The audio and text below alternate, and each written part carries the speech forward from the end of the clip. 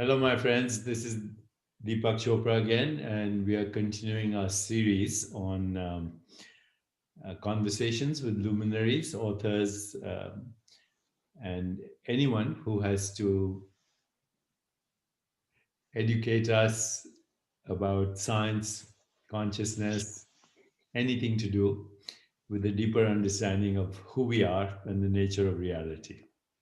So, today, my very special guest is my co author of the book You Are the Universe, which was a national bestseller, a New York Times bestseller. And thanks to Menas, I am confident that the science was right. So, I believe so. uh, thank you very much for joining us today, Menas. It's very interesting to me that when we do these conversations, we reach many people who actually never heard of either you or me or many of the people that I interview. So I always like to start by asking my very special guests um, to say something about their background, where they grew up, what were their early childhood influences, education. I know you're Greek, so you have a big background in philosophy as well, and Kashmir Shaivism now, and you're a physicist from MIT. But let's get a 5 minute summary from you on your background.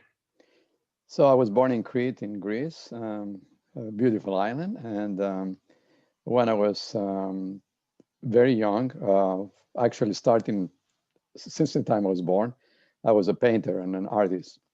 So maybe the hat goes along with that. So I was ready to go to Paris to study fine arts. And my godfather had the Galerie d'Art, Gallery of Art in Paris. So he was Greek, of course, and but in the antiquities and et cetera, et cetera. So my dad and my mom said, "Well, since you're such an artist, you should go to France to study art." But then at some point, my father said, "Well, as a painter, it's going to be very tough. It's actually easier in science than it is in art. So maybe you should study architecture, which is close enough, so to speak." So I started saying, "Well, I really want to be an artist." But in any case, at 14 years old, I went to my dad. I said, "Dad, I really want to study science." And he said, "But you're so talented in drawing and painting." And I said, "Yeah, but it's too easy for me. I want a challenge." So he said, "What do you want to do?" I said, "I want to be an astronomer."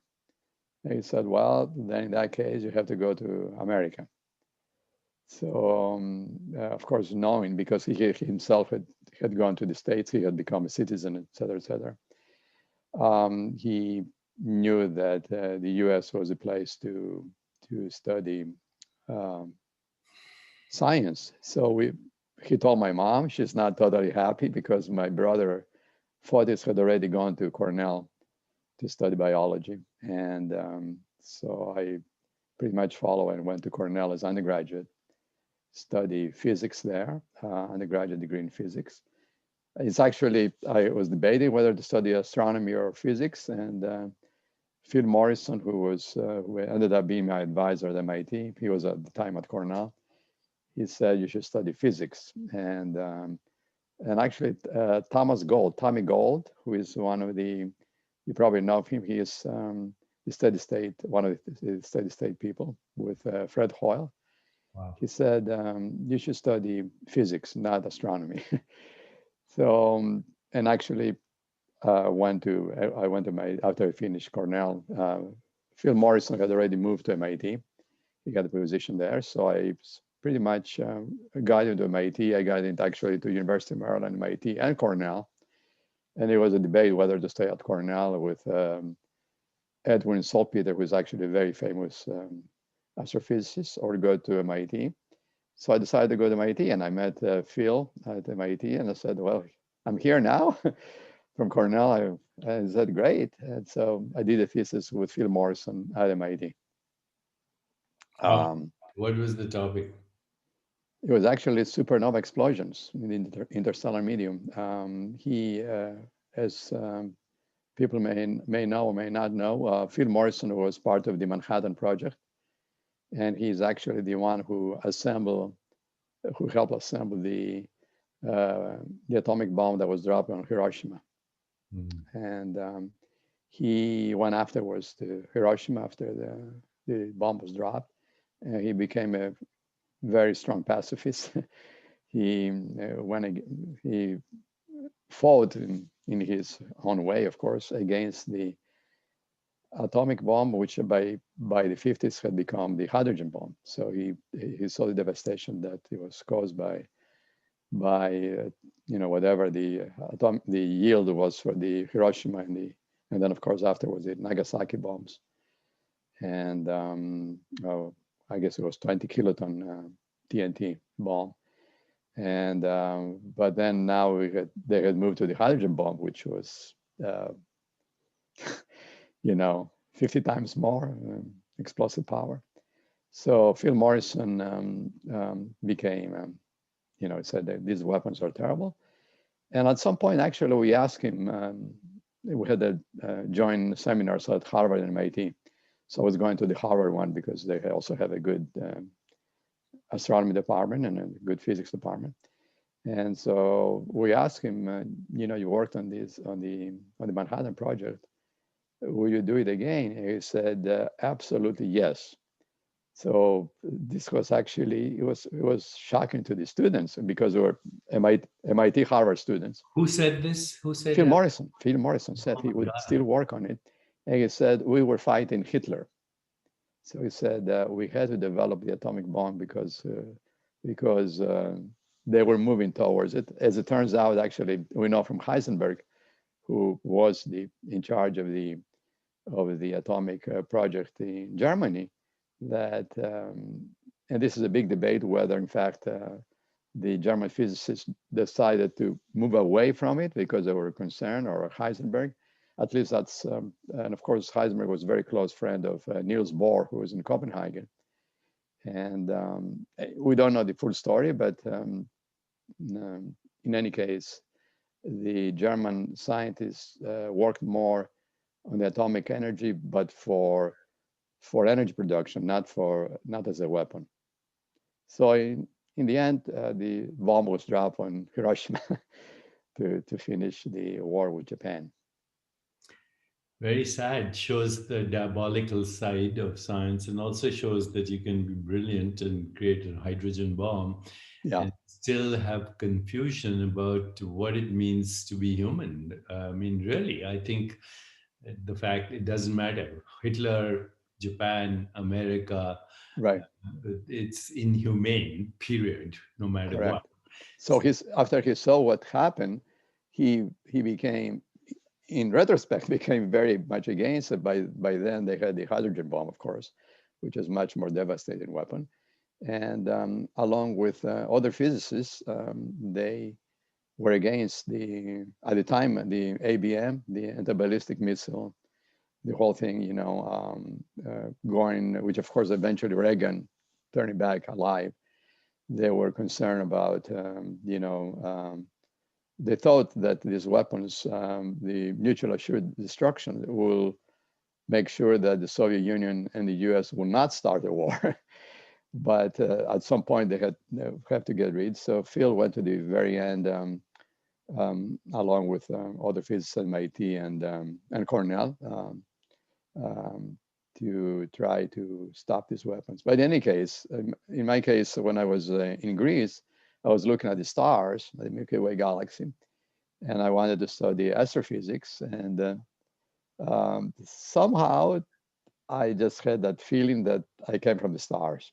So in fact, in my talks when I give science talks, I said, somewhere in this Milky Way galaxy, I sort of knew I came from the stars. And maybe, I don't know, maybe I came from another another planet, who knows, and landed here on Earth. But in any case, to make it's a joke, of course.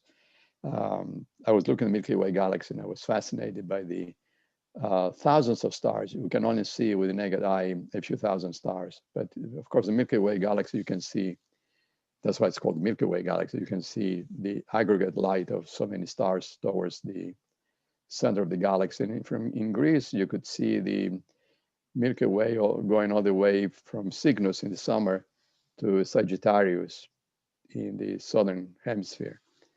So I could look at the Milky Way galaxy. And eventually I made it to the southern hemisphere, and the southern hemisphere, when you look at the Milky Way galaxy, is so much better than the northern hemisphere, because you can see the center of the Milky Way galaxy. Many more stars. You don't really see the center itself because it's clouded by dark clouds, by molecular clouds. So you don't actually see the so-called Sagittarius A, which is the very center of the Milky Way galaxy. But you see these spiral arms towards the Milky Way galaxy. It's fascinating, of course. Our Milky Way galaxy has 200 billion stars, maybe more. And a lot of them are towards the very center of our Milky Way galaxy. I was recently Googling, and as you know, I had a conversation recently with Frank Wilczek, the right. Nobel laureate. But as of now, they say there are 2 trillion galaxies out there, 2 trillion, 700 sextillion stars, uncountable trillions of planets, probably some within the Goldilocks zone. Correct. That could be habitable. So more planets than stars. Yeah.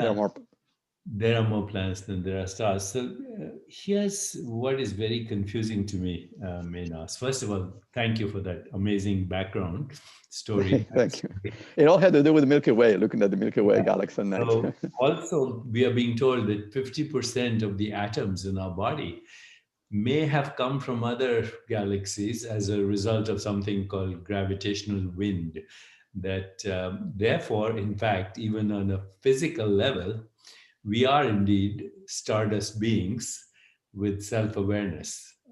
We are stardust beings with self-awareness. And that's, I want us to go here, because here's the mind-boggling thing that I am totally bewildered by. So on scale, our planet Earth, and everybody agrees, our planet is not even the equivalent of 1 grain of sand in all the beaches of the planet, not even 1 grain of sand. Here we are, the equivalent of a virus on a speck of dust in what I call the junkyard of infinity. We wouldn't be the equivalent on scale of even a virus.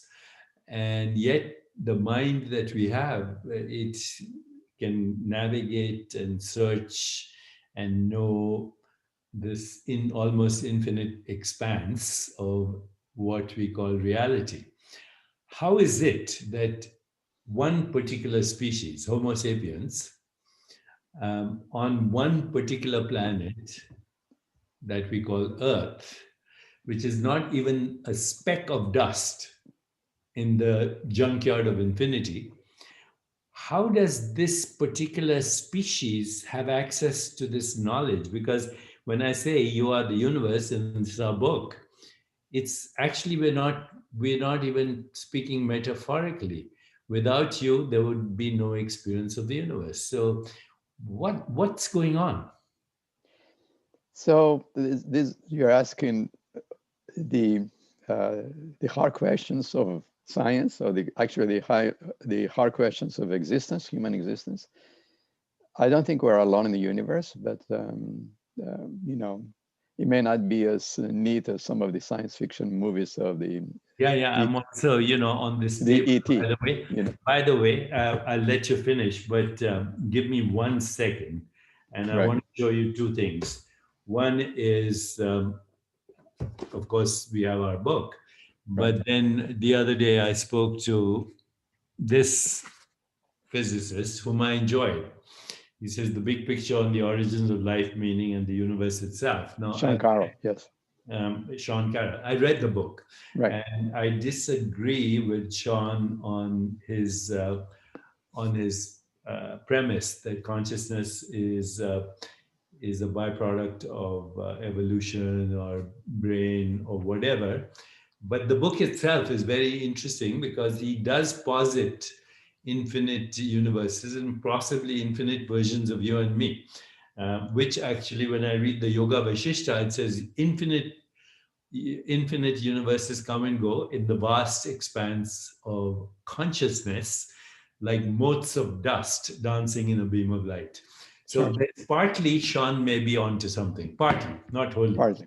And then I interviewed this gentleman whom I think you met recently. He's he's the professor of astrophysics right now at Harvard, and he's become a very good friend. And he's written a book called Extraterrestrial: The First Sign of Intelligent Life Beyond Earth. And Right. basically, he's identified, or so he thinks, and he's getting a lot of attention right now from a lot of people, Nobel laureates and Stephen Greenblatt, and all kinds of amazing people who are saying that what he saw could be an advanced technology in intergalactic space. So this conversation is getting very interesting. You are a little human being, and here are these infinite universes, and now there may be signs of life on other planets. So Sure. please continue with what you were saying. I'm sorry to interrupt, but this makes it even more interesting. So probably there are infinity of universes, and um, maybe infinity on infinity. I mean, I think they're probably a staggering number. And with then we can do the math. I mean, infinity to infinity is still, it's an even a greater infinity. Was of course Cantor, who actually started counting infinities in the early part of the, I guess it was the 20th century, bringing together the science of mathematics. But in any case, not going too deep into mathematics, there are probably countless beings out there. I don't think we are unique. And it's staggering how many of us are there. And I don't necessarily mean human beings in the sense of you and I, the way we look with two eyes, et cetera, because in fact, we are on a planet, on a water planet. We call it Earth, but it's really primarily a water planet. And that has allowed life to develop on Earth. 3/4 of the surface of the Earth is water, even though, of course, the Earth is primarily solid. And we are on a speck of dust, as you said, called the Earth, actually a minor planet in the solar system. The giant planets are farther out. Jupiter and Saturn are the two big ones out beyond Mars. And so now maybe there are signs that there was water on Mars. It's a very interesting question. And maybe even the moon, believe it or not, has some water in it, although it's such an inhospitable place. So the water is very important for life, and carbon, of course, is very important for life. But maybe there are other forms of life, and one we can speculate on that. But certainly, in terms of the location where the Earth is located, it's in the zone between Venus and Mars, which allows life to develop as it has developed on Earth. Mars is too inhospitable right now for life. We can make it hospitable by going there, but we have to, because it's primarily the carbon dioxide atmosphere, we have to turn it into an oxygen and nitrogen atmosphere, which is not easy. And Venus is too hot. Venus run out, it's temperature 700, 800 degrees. And it went because of pretty much trapping the infrared radiation. This hopefully will not happen to Earth. If we're not careful with climate change, we could turn Earth more like into Venus, which of course will end our life on Earth. So in any case, to make a long story short, the Earth is in a very delicate balance, ecosystem balance, and we have to value it as it is, because for us to travel to other planets or other stars, currently it's impossible.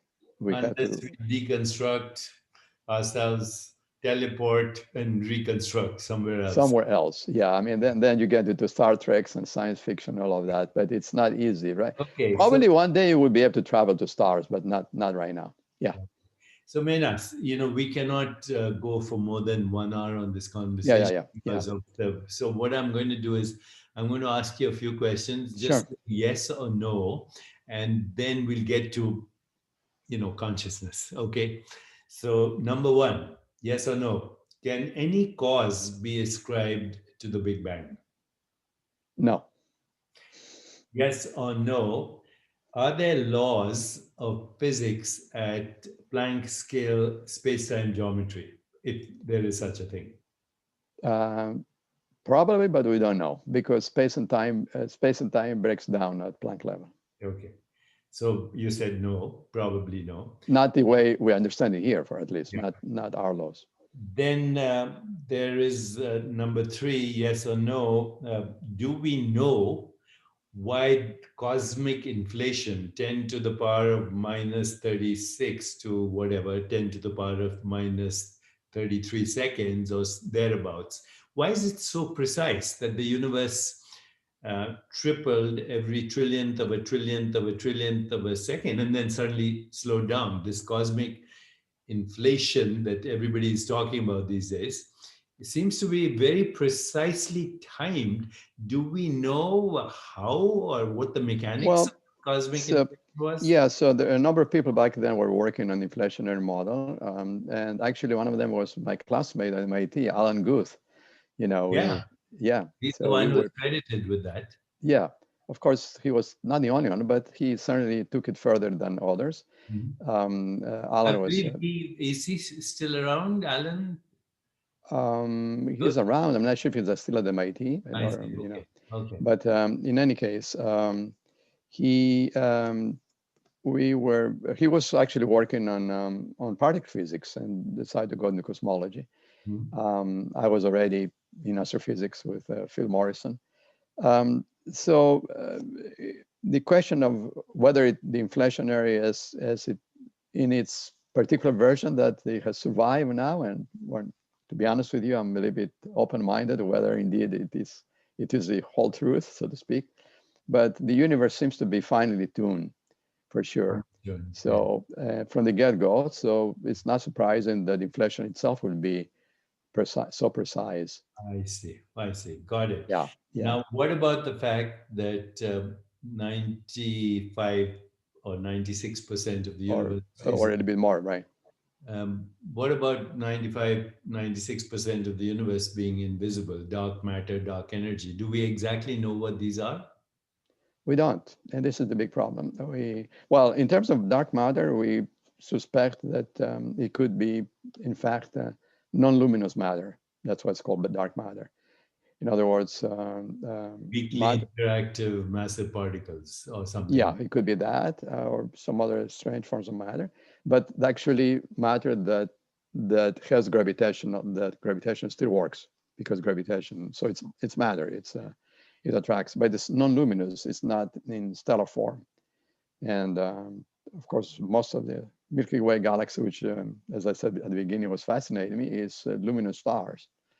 And we are in a planet around one particular star. It's I think it's a G2 star. It's a yellow-green star in terms of the Planck curve. Most of its light is really in the yellow part of the spectrum, which is called the sun.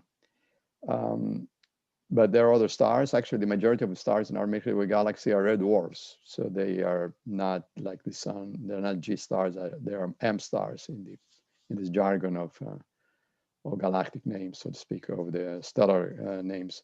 So we don't see most of the matter. It seems, but I always say, what are theories based on? You see, we run away sometimes in science with our own theories, which then become belief systems. And I, I say to other physicists, including myself, that we have to be careful not to become too religious in our ideas or to believe our own theories so much that we say, well, that's the end of it. That's what it is, because the universe is much richer than that. So I'm not sure that actually there is all that dark matter there. We have not been able to find it. The reason we suspect that there is dark matter is because of the motions of stars in the Milky Way galaxy because, in fact, galaxies, as they move around each other, not only stars move around the center of the galaxy, but galaxies in the big clusters of galaxies, they actually are attracted together. Generally, there's one dominant galaxy that dominates a particular cluster or supercluster of galaxies. So there are these clusters of galaxies, and they seem to contain more mass than would be allowed by the so-called Virial Theory. The Virial Theory is actually a theory that tells you the whole galaxy has reached equilibrium. So you expect pretty much the motions of the stars around the center of the galaxy to be controlled by Kepler's laws, to make a long story short. So there seems to be more mass there than would be allowed that if we looked at the Kepler's laws. So it's really using Newtonian gravity, not even general relativity. There seems to be more mass there.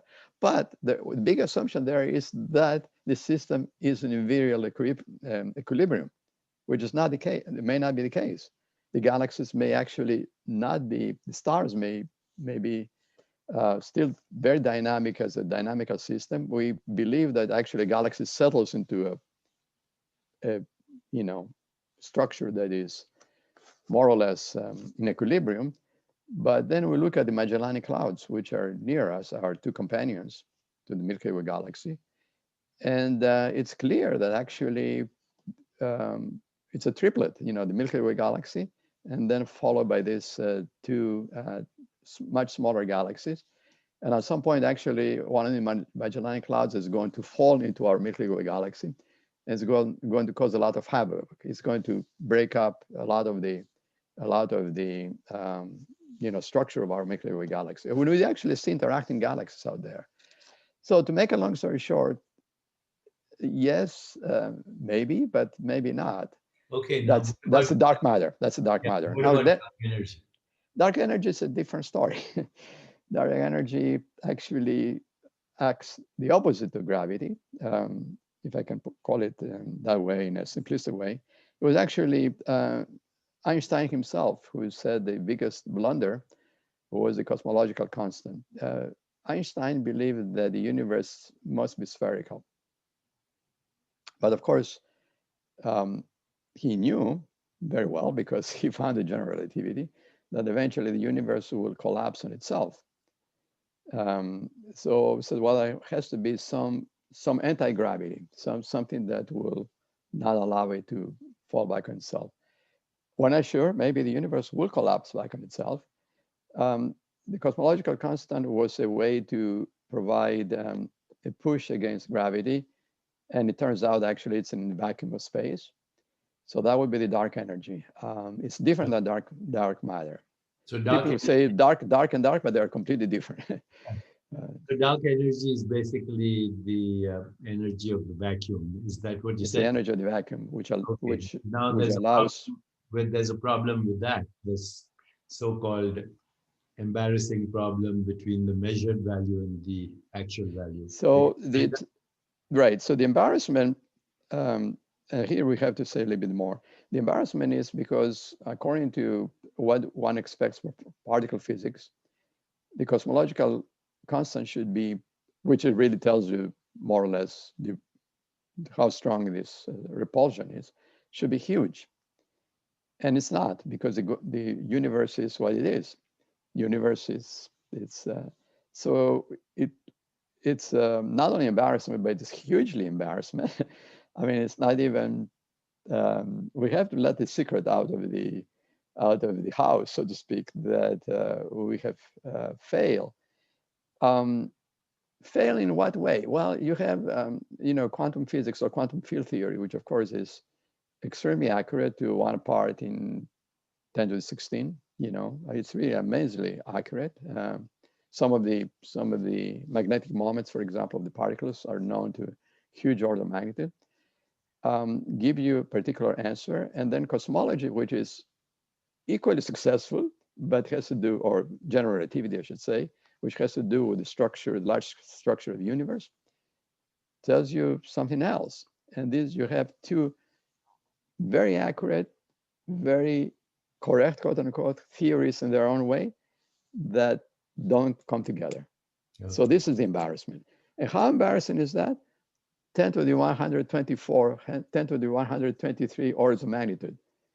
So there's something not quite right in the picture. Both theories are correct, quote unquote, and then the universe that they tell us is completely different. So we don't, there's something missing there. Actually, Subhash Kak, who is, and I, we're working now on some ideas about that. It's too early to tell, but we we have some ideas about that, that Okay. maybe So let me consciousness actually has something to do with it, to make a long story short. summarize where we are right now based on what you've said and We have also. a big problem in cosmology and particle physics in that the cosmological constant just doesn't jive more or less what we see Right. in the universe. So I was talking to Joel Primack, whom you know as well, Of the course, astrophysicist, and he said 96% of the universe or 95% is not atomic, which we all correct. agree. But he also said of the remaining 4 or 5%, most of it is invisible interstellar dust, which is probably hydrogen and helium. So the actual visible universe with those 2 trillion galaxies is 0.01%. That's mind boggling. So a lot of the, if we count now the mass in particular galaxies, a lot of the mass in the galaxy is actually in these dark clouds. And it may very well be that Joel is right.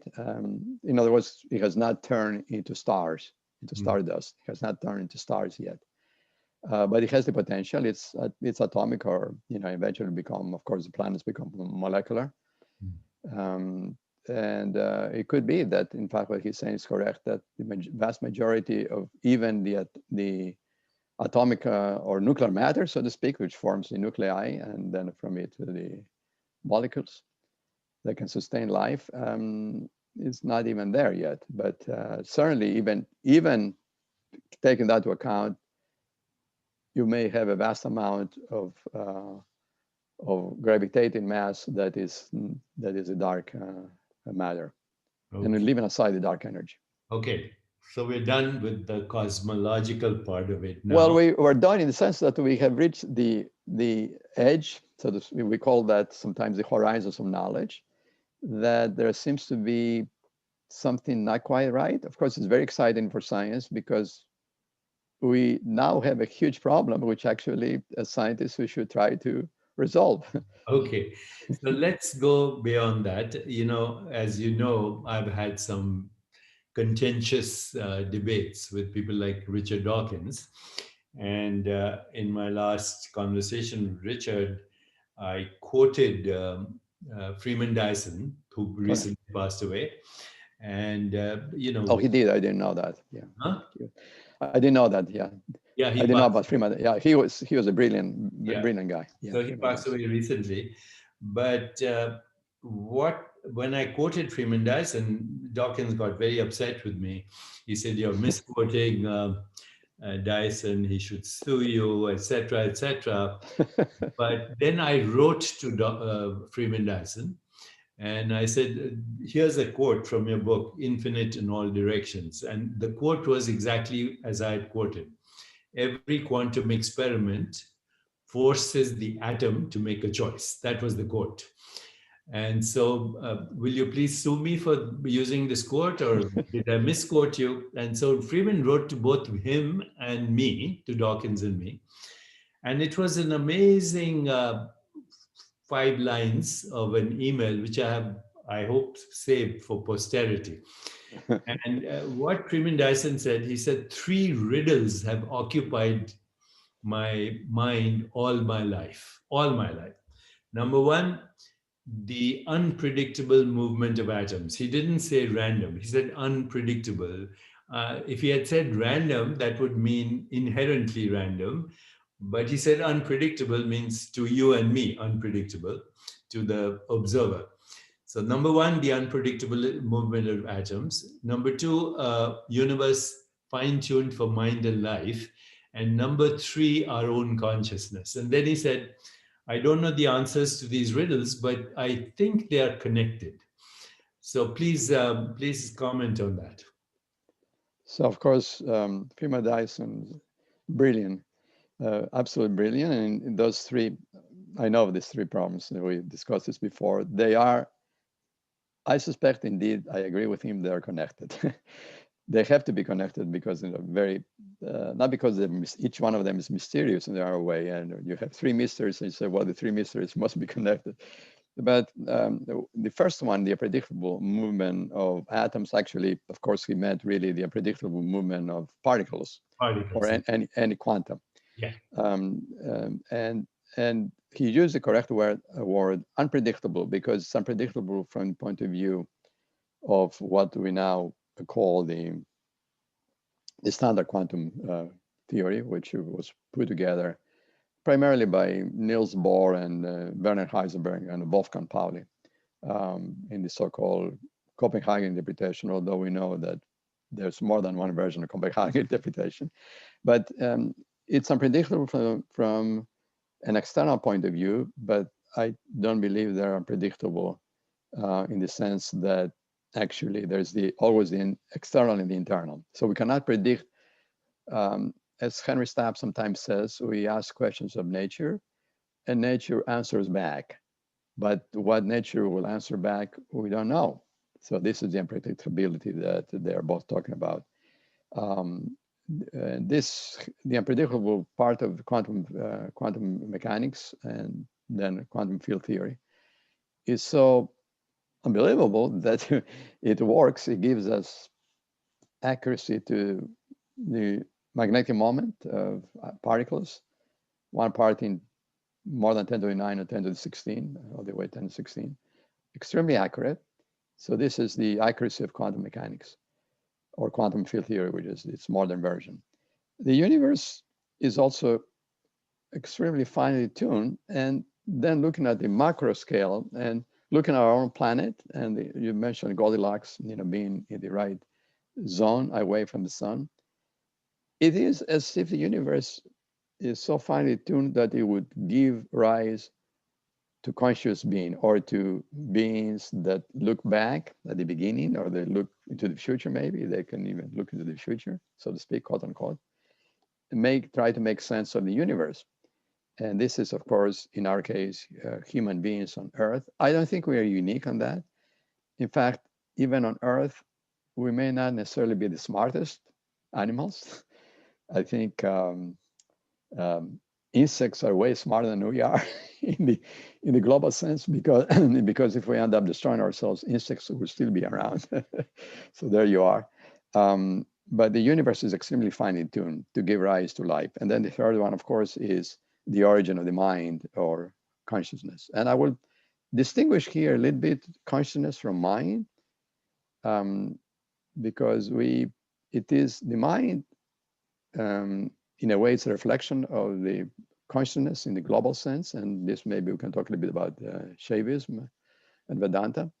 The ancient, of course, wisdom that primarily came from India, that somehow the mind, the human mind, is a reflection of the cosmic mind. So maybe there is a cosmic mind, and maybe the whole thing is tuned because of this universal consciousness. This is a little bit what Subhash Kak and I are working on. And there are some intriguing things in terms of mathematics and physics that maybe will push us in that direction. Okay, before we end, I would like everyone to know that we have spoken many times together, Dr. Menas, Kafatos, physicist, astrophysicist, and we've spoken on many forums. We're the authors of this book, You Are the Universe, Discovering Your Cosmic Self and Why It Matters. And in this book, we propose that the physical universe is a construct in consciousness, and it is the interpretation of qualia, or qualities of awareness. So awareness modifies itself into cognitive and perceptual activity, and the perceptual activity, which is a narrow band of less than 1% of the acoustic or visual spectrum, is what we see out there. Of course, we can extend it through our instruments, but in any case. You mean the light? the visible light is a Yeah, small so part. we can extend that. But the point still is what we're experiencing are qualities of our own awareness, which we then construct into the scientific framework that we call the physical universe. But what we're experiencing is perceptual activity, and perceptual activity is a modification of consciousness. And then we're using cognitive abilities, including math and all this language, to actually construct a A model, picture, a uh, picture, a picture of the universe. but But it's a what we're picture. seeing is our model. What we're seeing is our model, and our seeing is our picture. But the deeper reality is that it is conceived, constructed, governed, and comes into existence in consciousness, which is universal. And our consciousness is one aspect of that. Would that be Our a good summary? Yeah, our consciousness, which the mind is part of universal consciousness, constructs these visions of reality, these expressions, as you said, or experiences, which of course are also going to emotions. Emotions are very important for human beings, and we construct a reality, and they say that's it. But actually, it is the observer or the one behind all of this, and this is actually what, of course, in the ancient systems of Vedanta and Shaivism are saying it is the observer that is the reality. It's the existence, the being, the luminous being, so to speak, that is the real existence. And it gives rise to all these infinite beings, including beings that have a body, physical body, and more importantly, perhaps, or equally important, they have a mind, because actually human beings are mental beings more than physical beings, I would say.